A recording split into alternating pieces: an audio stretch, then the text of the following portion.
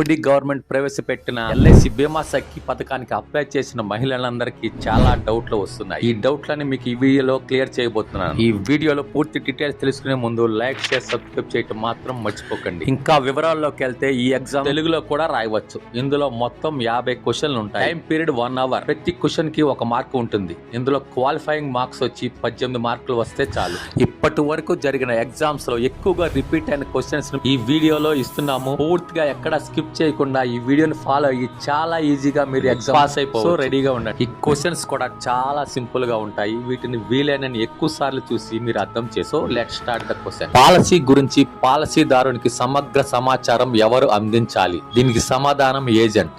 చూసారు ఎంత సింపుల్ గా ఉన్నాయి క్వశ్చన్ అండ్ ఆన్సర్. పాలసీ తీసుకున్నప్పుడు మొదటగా కట్టే ప్రీమియం ను ఏమంటారు? ఆన్సర్ వచ్చేసి మొదటి ప్రీమియం రసీదు. పాలసీ ఫామ్ ను ఎవరు నింపాలి? దీనికి జవాబు పాలసీదారుడు. ఏజెంట్ కేవలం సలహాలు, సూచనలు మాత్రమే ఇవ్వాలి. IRDAI ఎప్పటి నుంచి అమల్లోకి వచ్చింది? దీనికి ఆన్సర్ వచ్చి IRDAI ఏప్రిల్ 2000 నుంచి అమల్లోకి వచ్చింది. ఈ డేట్ ఖచ్చితంగా గుర్తు పెట్టుకోండి. జీవిత బీమా సంస్థను ఎప్పుడు జాతీయకరణ చేశారు? దీనికి సెప్టెంబర్ 1, 1956. ఇంకా ఇప్పుడు స్క్రీన్ మీద వచ్చే అన్ని క్వశ్చన్లను జాగ్రత్తగా ఫాలో అయ్యి ప్రిపేర్ అవ్వండి. సో ఎగ్జామ్ రాస్తున్న వారందరికీ ఆల్ ద బెస్ట్. ఈ క్వశ్చన్స్ తో మీరు ఖచ్చితంగా పాస్ అయిపోవచ్చు.